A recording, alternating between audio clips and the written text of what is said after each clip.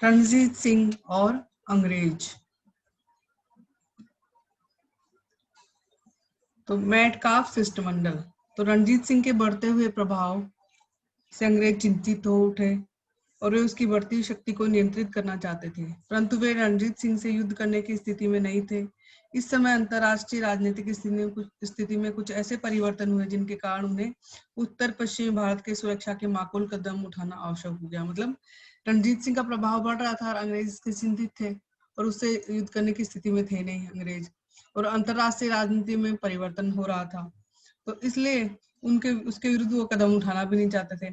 1807 ईस्वी में यूरोप में हुई टिलसिट की संधि के बाद फ्रांसीसियों के भारत पर संभावित आक्रमण के विरुद्ध अंग्रेजों को रणजीत सिंह के सहयोग की आवश्यकता थी। तो 1807 में कहा यूरोप में क्या हुई, टिलसिट की संधि। तो फ्रांसीसियों के भावी आक्रमण को देखते हुए उन्होंने रणजीत सिंह का सहयोग प्राप्त करने का आवश्यकता समझी, अतः उन्होंने समझौते का रास्ता अपनाना ही उचित समझा। तत्कालीन गवर्नर जनरल मिंटो ने 1808 ईस्वी में चार्ल्स मेटकाफ के अधीन एक राजनीतिक मिशन रणजीत सिंह से समझौता करने के लिए लाहौर भेजा। मतलब उन्होंने क्या किया, 1808 ईस्वी में सर चार्ल्स मेटकाफ को एक राजनीतिक मिशन के साथ रणजीत सिंह के पास भेजो, लाहौर भेजा। इसका उद्देश्य क्या था, फ्रांसीसियों के संभावित आक्रमण के विरुद्ध रणजीत सिंह से सुरक्षात्मक संधि करना। मतलब उनका उद्देश्य था कि फ्रांसीसी भारत पर आक्रमण करें तो उसके विरुद्ध कौन सहायता देगा, रणजीत सिंह। उसे सतलज नदी के पूर्व के सिख राज्यों पर आक्रमण करने से रोकना, मतलब सतलज नदी के पूर्व में जो सिख राज्य थे उन पर आक्रमण करने के से रोकना था। तो मेटकाफ की संधि का प्रस्ताव पर कहलवा भेजा कि वह अंग्रेजों से इस शर्त पर संधि कर सकता है कि वे समस्त सिखों का राजा स्वीकार कर लें और वे उसके आंतरिक मामलों में। तो रणजीत सिंह ने इस संधि का प्रस्ताव के विरुद्ध क्या बोला कि वे उसे समस्त सिखों का राजा स्वीकार करें और उसके आंतरिक मामलों में हस्तक्षेप न करें। ठीक है, तो इसके बाद क्या हुआ, इस प्रस्ताव को अंग्रेजों ने स्वीकार नहीं किया और रणजीत सिंह ने सतलज नदी के पार अपने पूर्व की तरफ अपनी विजय यात्रा जारी रखी। तो इसी अंतराल में नेपोलियन प्रायद्वीपीय युद्धों में फंस गया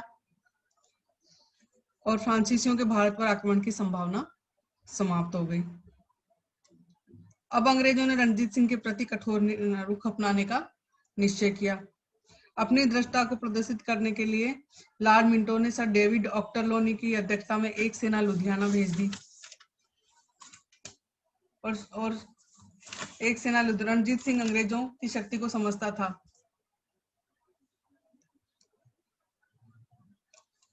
तो लोनी की अध्यक्षता में एक सेना लुधियाना भेज दी। रणजीत सिंह अंग्रेजों की शक्ति को समझता था, अतः उसने लोहा लेना उचित न समझा। साथ ही वह सिखों की आपसी ईर्ष्या से भी परिचित था। वह जानता था कि सिख उसका साथ नहीं देंगे, अतः उसने अंग्रेजों के सामने मांग रखी अगर सतलज के पूर्व के राज्यों से लगान मिलता रहे तो वह उस तरफ नहीं जाएगा, परंतु उसकी यह मांग अंग्रेजों द्वारा अस्वीकार कर दी गई। और अब रणजीत सिंह को भय था कि अगर वह अंग्रेजों से संधि नहीं करता तो सतलज के सरदारों को भांति सतलज के उत्तर के सरदार भी कई अंग्रेजों से सहायता मांगने बैठे। तब जिस तरह से पूर्व के सरदार सतलज के पूर्व के सरदारों ने किससे सहायता मांगी थी, अंग्रेजों से सहायता मांगी थी, उसी तरह उत्तर के सरदार भी अंग्रेजों से सहायता मांग लेंगे तो वह अकेला पड़ जाएगा। अतः 25 अप्रैल 1809 को उसने अंग्रेजों के साथ स्थायी मित्रता की संधि कर ली, जो इतिहास में अमृतसर की संधि के नाम से जाना जाता है।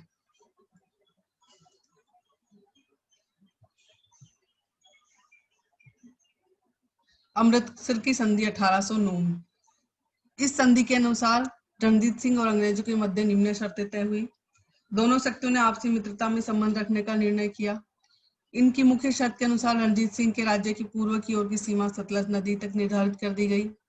रणजीत सिंह ने आश्वासन दिया कि सतलज पार के राज्यों पर प्रभाव बढ़ाने का प्रयास वह भविष्य में नहीं करेगा। मतलब उसने आश्वासन दिया कि सतलज के जो पूर्व के राज्य हैं उन पर आक्रमण नहीं करेगा। अंग्रेजों ने वचन दिया कि वे सतत के उत्तर पश्चिम के राज्यों में किसी प्रकार का हस्तक्षेप नहीं करेगा। संधि की किसी एक धारा का उल्लंघन सारी संधि का उल्लंघन माना जाएगा। इस संधि के अंतर्गत अंग्रेज अब लुधियाना में अपनी सेना रखते। मतलब क्या क्या संधि की शर्तें थी कि दोनों आपस में मित्रता बनाए रखेंगे और इसके अनुसार पूर्व की सतलज की पूर्व की सीमा निर्धारित कर दी गई। रणजीत सिंह ने आश्वासन सतलज पार के राज्यों पर प्रभाव बढ़ाने का प्रयास नहीं करेगा। अंग्रेजों ने वचन दिया कि वे सतलज के उत्तर पश्चिम राज्यों में किसी प्रकार का हस्तक्षेप नहीं करेंगे। संधि किसी एक धारा का उल्लंघन सारी संधि का उल्लंघन माना जाएगा। इस संधि के अंतर्गत अंग्रेज अब लुधियाना में अपनी सेना रख सकेंगे।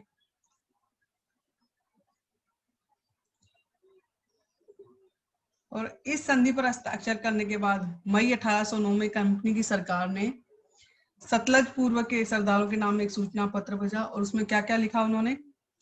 पहला क्या लिखा उन्होंने, इन राज्यों को कंपनी की सरकार की ओर से सुरक्षित रखा जाएगा। इन अंग्रेज सरकार को कोई कर व लगान नहीं देना पड़ेगा। उन्हें प्रशासनिक स्वतंत्रता व अधिकार होंगे। वे अपने प्रदेश से अंग्रेजों की युद्ध सामग्री जाने देंगे। शत्रु के आक्रमण के समय अंग्रेजों के सहायक होंगे।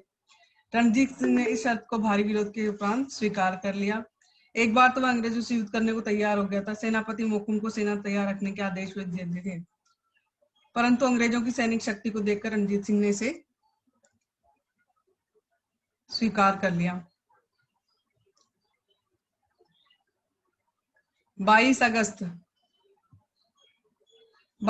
1809 में दूसरा सूचना पत्र भेजा। उसके अनुसार अगर सतलज के पूर्व के राज्य आपस में लड़ते हैं तो वह अंग्रेजी सरकार उसमें हस्तक्षेप नहीं करेगी। इस प्रकार सतलज नदी के पूर्व राज्यों का अंग्रेजों पर नियंत्रण वो स्थापित हो गया। 1809 में कौन सी संधि की? अमृतसर की। अमृतसर की संधि के बाद किसको पत्र भेजा है? सतलज पूर्व के राज्य। तो उनके बारे में इनको सुरक्षा प्रदान की जाएगी कंपनी के द्वारा, इनसे कोई लगान लिया जाएगा, उनको प्रशासनिक अधिकार होंगे, वे अपने प्रदेश से अंग्रेजों की युद्ध सामग्री जाने देंगे, शत्रु के आक्रमण के समय अंग्रेजों के साथ देंगे। तो इस तरह के संधि का किसने? रणजीत सिंह ने विरोध किया, लेकिन जब उसे लगा कि उसकी शक्ति कम है तो उसने स्वीकार कर लिया। और दूसरा पत्र ये भेजा कि अगर सतलज के राज्य 22 अगस्त 1809 में दूसरा पत्र, तो अगर सतलज के राज्य आपस में लड़ते हैं तो अंग्रेज सरकार उसमें हस्तक्षेप करेगी। इस तरह से सतलज के पूर्व के राज्यों पर पूरी तरह से अंग्रेजों का नियंत्रण स्थापित हो गया।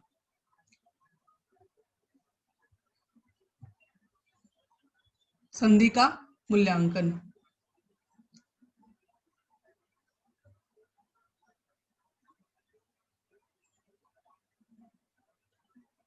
तो संधि तो रणजीत सिंह की कूटनीतिक पराजय मानी जाती है। तो अमृतसर की संधि रणजीत सिंह की बहुत बड़ी कूटनीतिक पराजय मानी जाती है, क्योंकि संपूर्ण सिख जाति को एक राजनीतिक शासन सूत्र में बांधने की योजना हमेशा के लिए समाप्त हो गई। इस संधि से स्पष्ट हो गया कि पंजाब नरेश अंग्रेजों की इच्छा के विरुद्ध नहीं जा सकता, अतः वह अंग्रेजी सरकार के बराबर न रहकर दूसरे स्तर पर आ गया। इस संधि द्वारा बिना किसी युद्ध के अंग्रेजों की राज्य की सीमा यमुना से सतलज तक बढ़ गई। ठीक है, पंजाब व अंग्रेजी सीमा के बीच का अंतर समाप्त हो गया। अंग्रेजों ने अपने राजनीतिक तथा अपने प्रबल शक्ति को ध्यान में रखकर रणजीत सिंह को सतलज के पूर्व प्रदेश छोड़ने पर मजबूर कर दिया। तो इस संधि को रणजीत सिंह की भावी असफलता का मुख्य कारण माना गया है। इसके विपरीत दूसरा पक्ष ये कहता है कि ये संधि लाभकारी भी हुई। तो इस संधि से क्या क्या लाभ हुआ? इस संधि से अंग्रेज साम्राज्य का उत्तर पश्चिम की ओर बढ़ना बंद हो गया। सतलज से पश्चिम की ओर रणजीत सिंह को अपने राज्य और अपनी शक्ति बढ़ाने को खुली छूट मिल गई। ठीक है, और सतलुज के पश्चिम की ओर रणजीत को कश्मीर, मुल्तान, पेशावर एवं डेरा जाट पर ध्यान अपना लगा सकता था। फिर आता है रणजीत सिंह का मूल्यांकन। तो किस तरह से लाभदायक रही है संधि? लाभदायक तो इसलिए रही कि वह अपना कश्मीर, मुल्तान, पेशावर पर अपना ध्यान बढ़ा सकता था। पश्चिम उनकी उत्तर पश्चिम की ओर बढ़ना बंद हो गए थे। सतलज के पश्चिम की ओर रणजीत अपने राज्य की सीमाएं बढ़ा सकता था। तो रणजीत सिंह के मूल्यांकन में कहा जाता है कि उस समय की परिस्थितियों को देखकर यह संधि रणजीत सिंह की राजनीतिक सूझबूझ का परिणाम थी। उस समय उसके राज्य की स्थापना कार्य अभी प्रारंभ नहीं हुआ था। उसने अपने सिख सरदारों को पूरी तरह से अपने अधीन नहीं किया था। इसके अलावा अभी भी पंजाब में बहुत से शक्तिशाली मुस्लिम राज्य बचे हुए थे।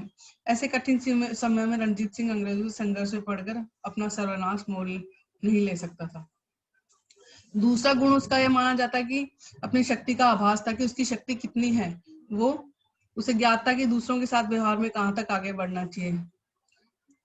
ऑसबॉर्न ने कहा है कि वह अपनी शक्ति के जोश में आकर व्यर्थ के कामों में नहीं गंवाना चाहता था। हमेशा वह महत्वाकांक्षा को उचित सीमा में रखकर वास्तविक दृष्टिकोण से काम करता था। तो वो इस संधि के अनुसार उसने आगे बढ़ा, उसने पश्चिम की ओर अपनी साम्राज्य विस्तार किया। अमृतसर की संधि को देखते हुए घाटे का सौदा नहीं था, और इस संधि के बाद ही उसने 1818 में मुल्तान, 1819 में कश्मीर और 1823 में पेशावर को विजित कर लिया, जो उसके प्रभुत्व में आ गया। रणजीत सिंह को इस संधि के फलस्वरूप अपने राज्य का विस्तार करने का अवसर मिल गया और वह अपने अधीन विशाल राजतंत्र स्थापित करने में सफल होगा। तो ये अंग्रेजों के साथ अमृतसर की संधि थी।